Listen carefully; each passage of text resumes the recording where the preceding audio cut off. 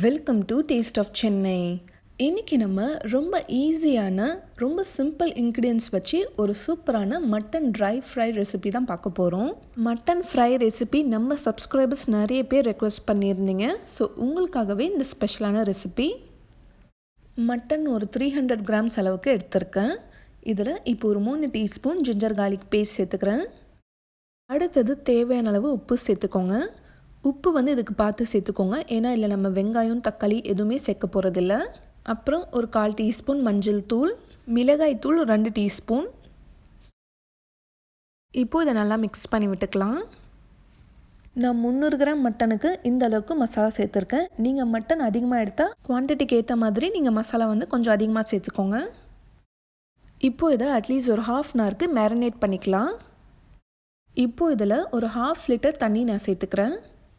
நான் இதை குக்கரில் இன்றைக்கி வேக வைக்கல, அப்படி பேனில் தான் வேக வைக்க போகிறேன். நல்ல கறியாக பார்த்து வாங்கினீங்கன்னா மட்டன் நீங்கள் குக்கரில் போடவே தேவையில்ல, சீக்கிரமாக வெந்துடும். இப்போது இது ஒரு வாட்டி நல்லா மிக்ஸ் பண்ணி விட்டுட்டு மூடி வச்சிடலாம். இப்போ இது ஒரு 30 மினிட்ஸ்க்கு நல்லா வேக விடுங்க. இப்போது அரை மணி நேரம் கழித்து நான் ஓப்பன் பண்ணுறேன். இப்போ பாருங்கள், தண்ணியெலாம் நல்லா வத்திருச்சு, மட்டனும் நல்லா வெந்திருக்கு. இந்த மாதிரி நல்லா ட்ரையாக இருக்கணும். இந்த ஸ்டேஜில் ஒரு 3 டேபிள் ஸ்பூன் அளவுக்கு ஆயில் சேர்த்துக்கோங்க. இப்போ நம்ம கொஞ்சமாக கருவேப்பிலை, கொஞ்சமாக கொத்தமல்லி தழை, 4 பச்சை மிளகா, அதை விதையெல்லாம் எடுத்துடணும்.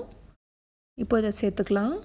இந்த மாதிரி லாஸ்ட்டாக சேர்க்குறதால ஃப்ளேவர் ரொம்பவே நல்லாயிருக்கும்.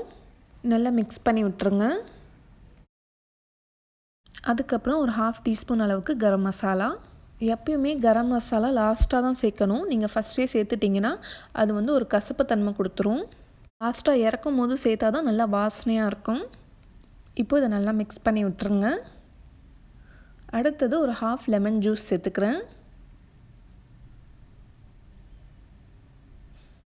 இப்போது ஒரு 10 நிமிஷத்துக்கு இது மூடி வச்சுட்டு சிம்மில் வச்சுருங்க. அந்த ஆயிலே இந்த மட்டன் நல்லா ரோஸ்ட் ஆகணும். மட்டனோட கலர் நல்லா சேஞ்ச் ஆகி வரும், அது வரைக்கும் இதை நல்லா ஃப்ரை பண்ணுங்கள். இப்போ ஓப்பன் பண்ணி பார்க்கலாம். இப்போ பாருங்கள், உங்களுக்கு பார்க்கும்போதே தெரியும் மட்டன் எந்த அளவுக்கு ரோஸ்ட் ஆகி நல்லா ப்ரௌன் கலரில் வந்திருக்கு. அந்த எண்ணெயிலே நல்லா ரோஸ்ட் ஆக ஆக இது நல்லா டேஸ்ட்டாக இருக்கும். எண்ணெய் இது கொஞ்சம் அதிகமாக ஊற்றினா தான் கொஞ்சம் நல்லா ரோஸ்ட் ஆகி வரும். வெங்காயம் தக்காளிலாம் போடாமல் நிறைய மசாலா சேர்க்காமல் ரொம்ப சிம்பிள் அண்ட் டேஸ்டியான மட்டன் ட்ரை ஃப்ரை ரெடி ஆகிடுச்சு.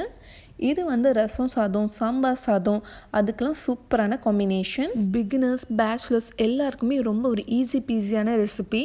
இந்த ரெசிபி இன்றைக்கே ட்ரை பண்ணிவிட்டு எப்படி வந்துச்சு உங்களோட வேல்யூபிள் கமெண்ட்ஸ் அண்ட் ஃபீட்பேக்கை எங்களுக்கு சொல்லுங்கள்.